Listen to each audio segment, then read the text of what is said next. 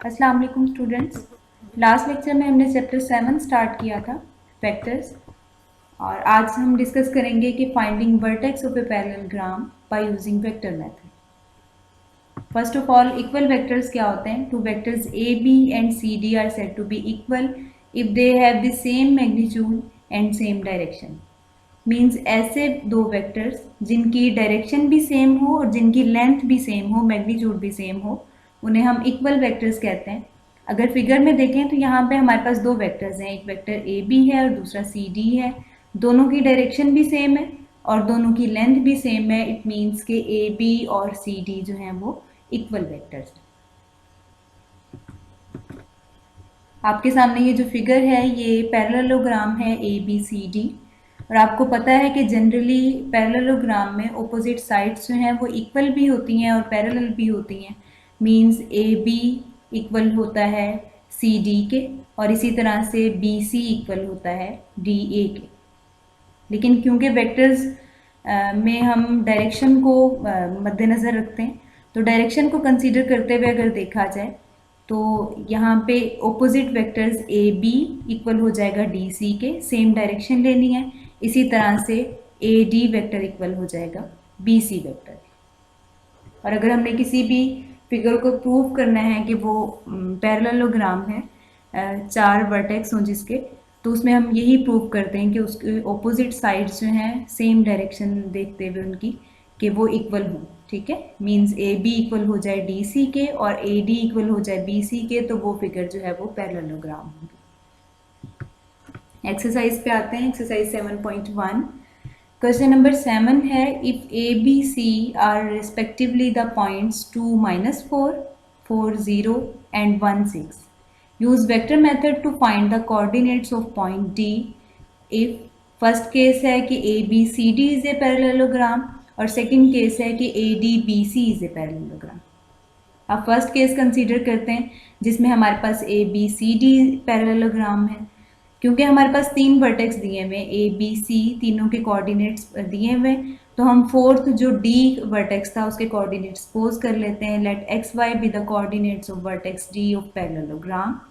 Then जितने भी हमारे पास वर्टेक्स दिए हुए हैं पैरेललोग्राम के, उन्हें अगर हम पोजीशन वेक्टर्स की फॉर्म में लिखें तो ए वेक्टर को लिखने से, ए पॉइंट को लिखने से हमारे पास वेक्टर बन जाएगा ओ ए, और यहाँ पे उसके जो कंपोनेंट्स हैं वो 2 और -4 बन जाएंगे। यहाँ पे जो पॉइंट की फॉर्म में था तो आप इसमें देखिए कि पैरेंथेसिस की फॉर्म में लिखा हुआ है, पैरेंथेसिस यूज़ की हुई है और यहाँ पे रेक्टेंगुलर ब्रैकेट्स यूज़ की हुई है। इसी तरह से वर्टेक्स बी को लिखेंगे जिसके कोऑर्डिनेट्स थे 4, 0, तो पोजीशन वेक्टर में ओ बी बन जाएगा और उसके कंपोनेंट्स 4, 0 बन जाएंगे। इसी तरह से हमारे पास ओ सी इक्वल टू 1, 6 आ जाएगा, और ओ डी वेक्टर जिसके हमने कोऑर्डिनेट्स पोज किए थे एक्स वाई, वो यहाँ पे आ जाएंगे कंपोनेंट की फॉर्म। ठीक है, अब हमने एक्स वाई की वैल्यू निकालनी है, तो हमें पता है कि ए बी सी डी जो है वो पैरेललोग्राम है। अगर पैरेललोग्राम है तो इसकी ऑपोजिट साइड्स जो हैं वो इक्वल होंगी। ठीक है, ए बी जो है वो डी सी के इक्वल हो जाएगा। इसे इक्वेशन 1 बना दिया। अब ए बी साइड निकाल लेते हैं। ए बी हमारे पास इक्वल होता है ओ बी माइनस ओ ए के, means position vector of second point minus position vector of first point. हमारे पास ओ बी जो था वो इक्वल था 4, 0 के, तो यहाँ पे उसकी वैल्यू पुट कर दी। और इसी तरह से ओ ए हमारे पास था 2 और -4 के, तो यहाँ पे उसकी वैल्यू पुट कर दी 2, -4। दोनों को माइनस करते हैं तो फर्स्ट कंपोनेंट फर्स्ट में से माइनस होगा तो 4 -2 आ जाएगा, सेकंड में से माइनस होगा तो 0 + 4 हो जाएगा। सॉल्व करने से हमारे पास 2 और 4 आ जाएगा। ये हमारे पास ए बी वेक्टर आ गया। इसी तरह से डी सी निकालेंगे तो इक्वल हो जाएगा O C minus O D, position vector of C minus position vector of D. O C की वैल्यू हमारे पास थी 1, 6 और ओ डी हमारे पास था एक्स वाई। दोनों की वैल्यूज पुट की यहाँ पे, तो फर्स्ट कंपोनेंट फर्स्ट में से माइनस करेंगे तो 1 - x आ जाएगा। इसी तरह से second vector second component second में से माइनस करेंगे तो 6 - 5 आ जाएगा।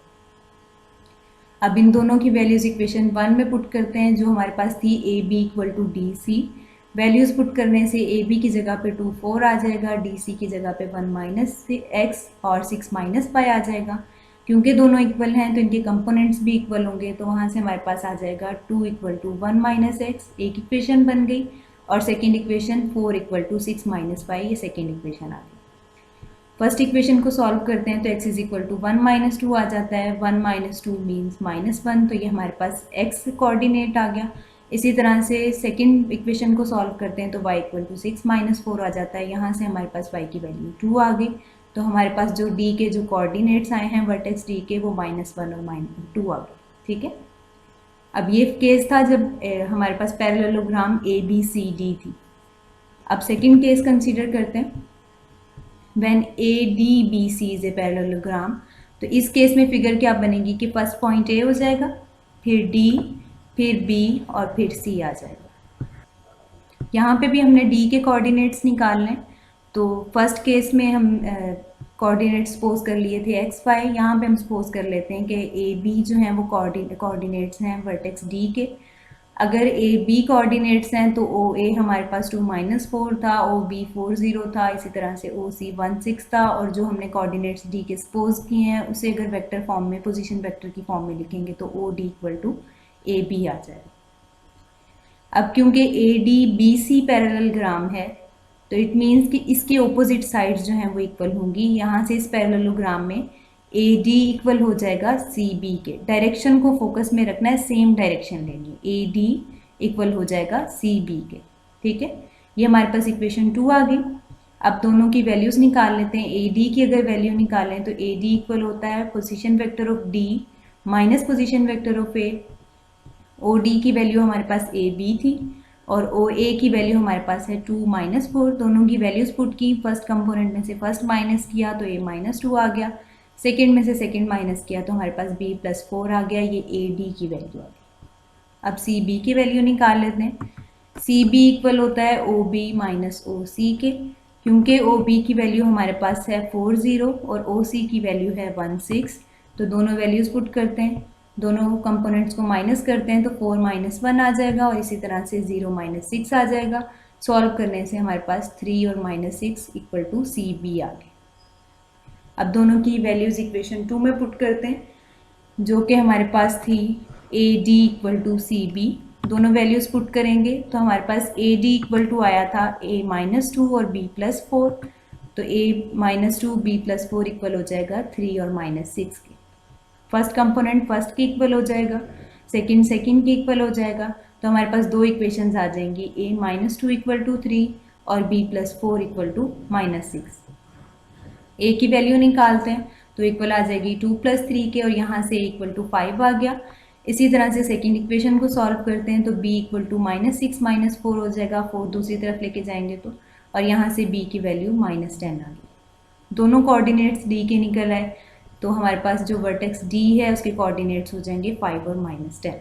ठीक है, दोनों केसेस डिस्कस कर लिए। फर्स्ट में ABCD जब पैरेललोग्राम थी और सेकंड केस में ADBC पैरेललोग्राम थी। ठीक है, क्वेश्चन कंप्लीट हो गया। अब आपकी असाइनमेंट है एक्सरसाइज 7.1 से। क्वेश्चन नंबर 8 है, if B, C and D are respectively, coordinates दिए हुए B के 4 1, C के -2 3 और D के -8 0। Use vector method to find the coordinates of point A इफ ABCD इज ए पैरेललोग्राम। ये फर्स्ट केस है। अब आपने A के कोऑर्डिनेट्स फाइंड आउट करने हैं, देन E के कोऑर्डिनेट्स फाइंड आउट करने हैं जब आपके पास AEBD पैरेललोग्राम है। ठीक है, सेम जिस तरह ये क्वेश्चन किया है अभी, इसी तरह से इसको करेंगे। क्वेश्चन नंबर 10 है, use vectors to show that ABCD is parallelogram when the points A, B, C, D are respectively, coordinates दिए में A के 0 0, B के A 0 और C के B C और D के B माइनस A और C। अब यहाँ पे क्योंकि पैरेललोग्राम से प्रूव करना है तो सिंपली ऑपोजिट साइड्स को इक्वल प्रूव कर देंगे तो ये प्रूव हो जाएगा कि ये पैरेललोग्राम। कोई प्रॉब्लम हो तो आप पूछ सकते हैं मेरे से। अल्लाह हाफिज़।